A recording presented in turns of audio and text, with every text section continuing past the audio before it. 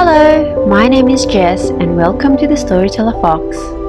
Come along and listen to read aloud books, be it for bedtime, story time, or simply to read along.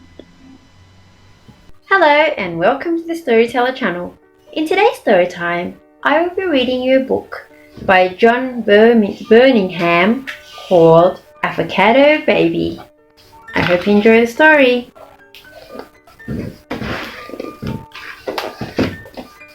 Avocado Baby by John Birmingham. Mr. and Mrs. Hargreaves and their two children were not very strong. Mrs. Hargreaves was expecting another baby, and they all hoped it would not be as weak as they were. The new baby was born and all the family were very pleased. Mr. and Mrs. Hargreaves brought the baby home and it grew, but as they feared, it did not grow strong. Mrs. Hargreaves found feeding the baby very difficult. It did not like food or want to eat much. "Whatever can I do?" wailed Mrs. Hargreaves. "The baby doesn't like eating anything, and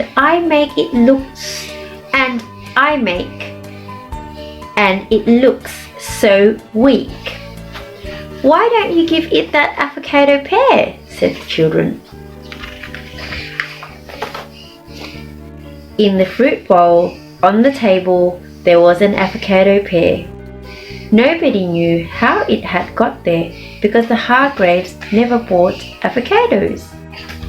Mrs. Hargreaves cut the pear in half, mashed it, and gave it to the baby, who ate it all up. From that day on, an amazing thing happened. The baby became very strong. It was getting so strong it could break out from the straps on its high chair, pull other children uphill in a cart, wrench off the side of its cot, and each day Mrs. Hargreaves gave the baby avocado pear. One night, a burglar got into the house. The baby woke up and hearing the burglar moving about downstairs, leaped out of its cot. The baby picked up a broom and chased the burglar. The burglar was so frightened at being chased by a baby that he dropped his bag and ran out of the house. The next day, Mr. Hargreaves put a notice on the gate that should keep the burglars away. He said, "Beware of the baby." The baby would help carry the shopping, move the furniture, and push the car when it would not start. One day, two bullies were waiting for the children in the park. The bullies started being very nasty to the children. The baby did not like that and jumped out of its pushchair.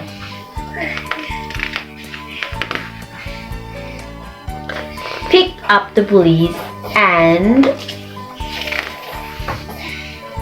threw them into the pond.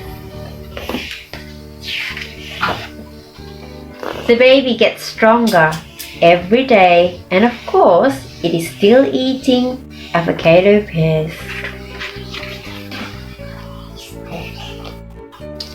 That's the end of the story. I hope you've enjoyed the story. For more exciting stories, please remember to like and subscribe at the Storyteller channel. Bye for now. Hello and welcome to the Storyteller channel. In today's story time, I will be reading you a book called The Wonky Donkey. Words by Craig Smith and illustrations by Kat Coley. The Wonky Donkey. I was walking down the road and I saw a Donkey, he howled, and he only had 3 legs. He was a wonky donkey. I was walking down the road and I saw a donkey, he howled. He only had 3 legs and 1 eye. He was a winky wonky donkey. I was walking down the road and I saw a donkey, he howled. He only had 3 legs, 1 eye, and he liked to listen to country music. Yee-haw! He was a honky tonky winky wonky donkey. I was walking down the road and I saw a donkey, he howled. He only had 3 legs, 1 eye. He liked to listen to country music and he was quite tall and slim. He was a lanky honky tonky winky wonky donkey. I was walking down the road and I saw a donkey, he howled. He only had 3 legs, 1 eye. He liked to listen to country music. He was quite tall and slim, and he smelled really, really bad. He was a stinky, dinky, lanky, honky, tonky, winky, wonky donkey. I was walking down the road and I saw a donkey, he howled. He only had 3 legs, 1 eye. He liked to listen to country music. He was quite tall and slim. He smelled really, really bad. And that morning he'd got up early and hadn't had any coffee. He was a cranky, stinky, lanky, honky, tonky, winky, wonky donkey. I was walking down the road and I saw a donkey, he howled. He only had 3 legs, 1 eye. He liked to listen to country music. He was quite tall and slim. He smelled really, really bad. That morning he'd got up early and hadn't had any coffee, and he was always getting up to mischief. He was a hanky, panky, cranky, stinky, dinky, lanky, honky, tonky, winky, wonky donkey. I was walking down the road and I saw a donkey, he howled. He only had 3 legs, 1 eye. He liked to listen to country music. He was quite tall and slim. He smelled really, really bad. That morning he'd got up early and hadn't had any coffee. He was always getting up to mischief, but he was quite good looking. He was a spunky, hanky, panky, cranky, stinky, dinky, lanky, honky, tonky, winky, wonky donkey. I was walking down the road and I saw a donkey, he howled. Thank you so much for listening. For more exciting stories, please remember to like and subscribe at the Storyteller channel. Bye for now. Hello and welcome to the Storyteller channel. Today we'll be reading you a book from the Thomas and Friends series about Nothing to be Afraid of. It's a story about being scared of the dark.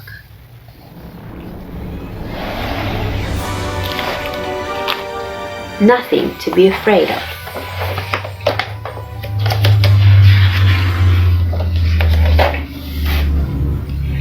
It was a busy day on the island of Soda.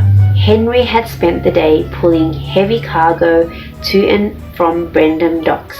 He needed to rest. So the Fat Controller asked Gordon to pull the flying kipper at night. The kipper is filled with fresh fish and must get to the mainland before it spoils, the Fat Controller explained.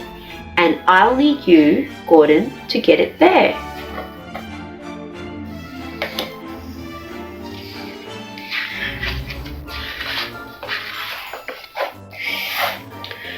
Yes, of course, sir, Gordon replied.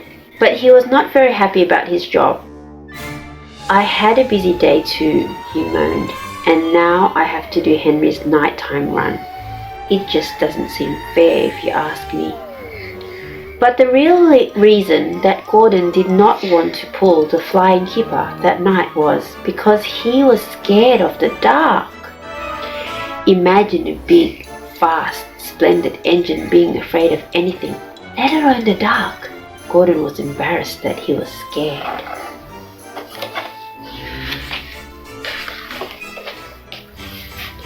Gordon imagined all sorts of scary things at night. There could be creepy creatures lurking everywhere, just waiting to frighten him. Even noises that never bothered him in the daylight scared him. Because when the sun went down, everything was different. An engine always had to watch his wheels in the dark. After the fat controller left Tidmouth's sheds, Thomas turned to Gordon. "Gordon," he said, "shouldn't you go and get the flying keeper? It's getting late, you know." Gordon rolled his eyes at Thomas. "Yes, I'm going," he grumbled. Then the big engine pumped his pistons and puffed off to collect the flying keeper. He had not gotten very far when two spooky yellow eyes blinked at him from beside the tracks.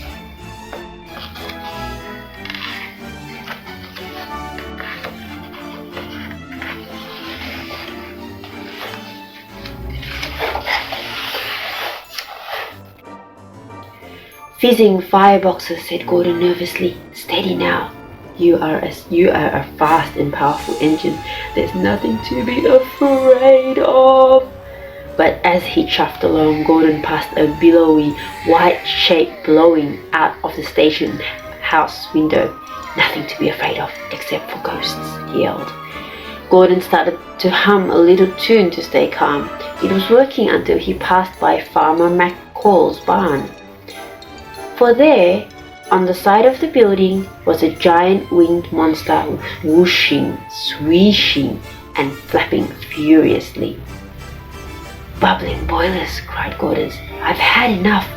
Flying keeper or not, I'm going back to Tidmouth's sheds."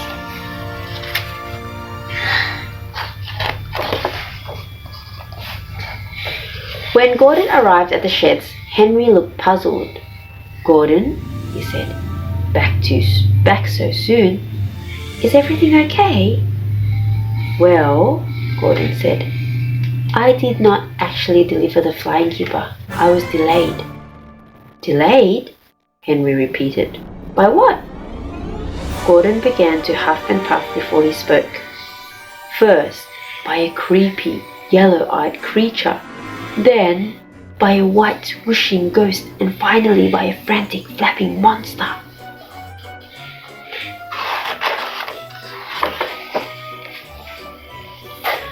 Thomas woke up just in time to hear Gordon talking.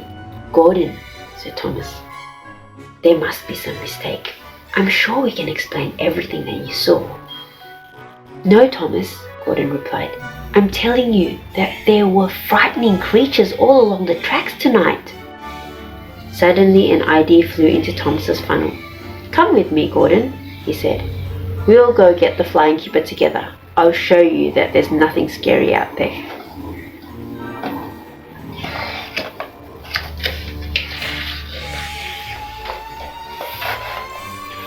As the two engines chuffed along, they passed the blinking yellow eyes on the side of the tracks. Thomas shined his lamp at the creature. "You see, Gordon," he said, "it's only a fox." Next, the engines passed the station house, looking for Gordon's ghost. Again, Thomas shined his lamp at the window. "Bust my buffers," cried Gordon. "Why, it's just the curtains." The big engine felt silly for feeling scared.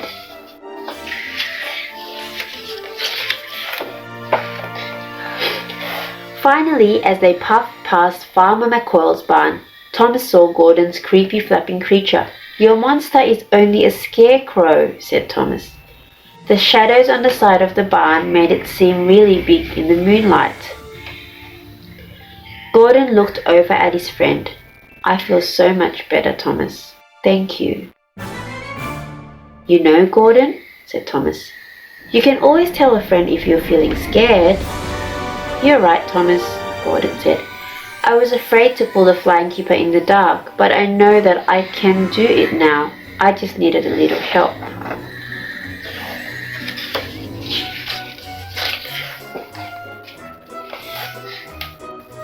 When Gordon returned to Tidmouth's sheds, the other engines told him how brave he was. Percy even shared a story about when he was afraid of the dark.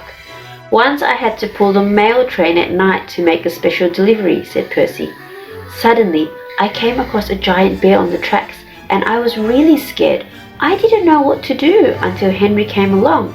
We blew our whistles really loudly to wake up the bear. And when I turned my lamp on," said Henry, We saw that Percy's bear was just a big old pile of logs. Phew, the engine started to laugh.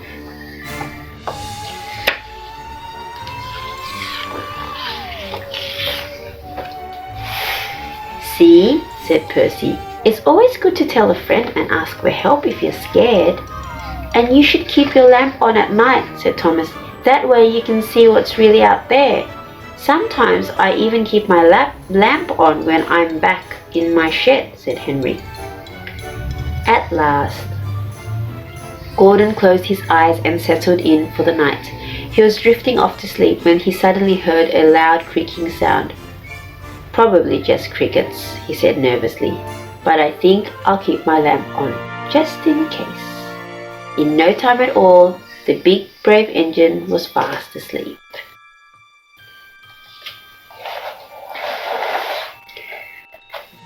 Bye-bye and thanks for watching. Please remember to like and subscribe at the Storyteller channel for more interesting videos. Hello and welcome to the Storyteller channel. In today's story time, I will be reading you a book by Julia Donaldson and Karen George called Wake Up to Lydia Lou.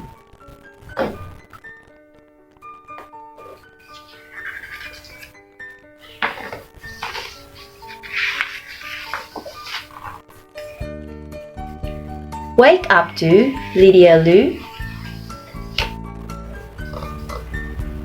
One night, a ghost glided into Lydia Lou's bedroom when she was fast asleep. The ghost said, "Woo! Wake up to Lydia Lou.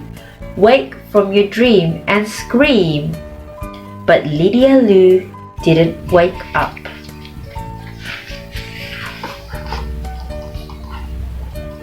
The ghost tried again. This time he jumped out and said, "Boo! Woo! Wake up to Lydia Lou. Wake from your dream and scream." But Lydia Lou went on sleeping.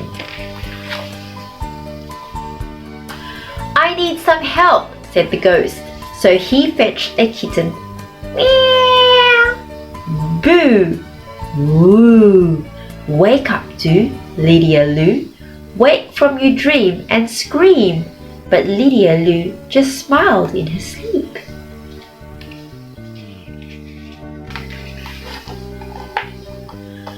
"I need some more help," said the ghost.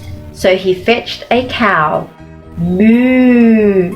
Meow! Boo! Woo! Wake up to Lydia Lou. Wake from your dream and scream. Lydia Lou turned onto her back and began to snore. "I need some more help," said the ghost. So he fetched an owl. Toot! Toot! Moo! Meow! Moo! Woo! Wake up to Lydia Lou. Wake from your dream and scream. But Lydia Lou just hugged her teddy a bit tighter.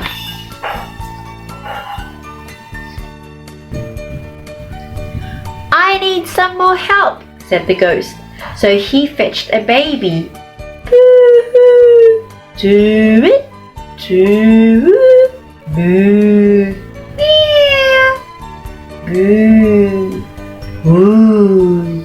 Wake up to Lydia Lou. Wake from your dream and scream. The teddy looked a tiny bit scared, but Lydia Lou just kept on sleeping.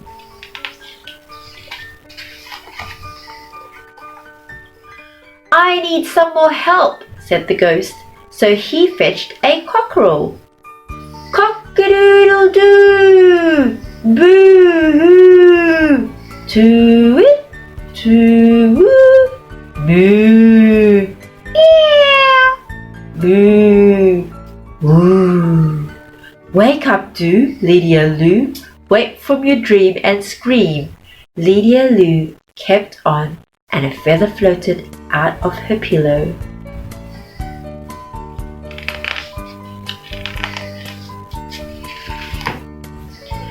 The feather tickled the ghost's nose, and the kitten's nose. It tickled the cow's nose, and the baby's nose too. And it tickled the beaks of the birds, All together, they let out an enormous sneeze. Achoo! And at last, Lydia Lou woke from her dream, and she laughed. Thank you so much for listening. I hope you've enjoyed the story. For more exciting stories, please remember to like and subscribe at the Storyteller channel. Bye for now. The end. And that's the end of our story time. For more bedtime stories, you can check on our YouTube playlist or listen to more Storytime compilations at the Storyteller Fox. Thank you so much for watching. See you next time.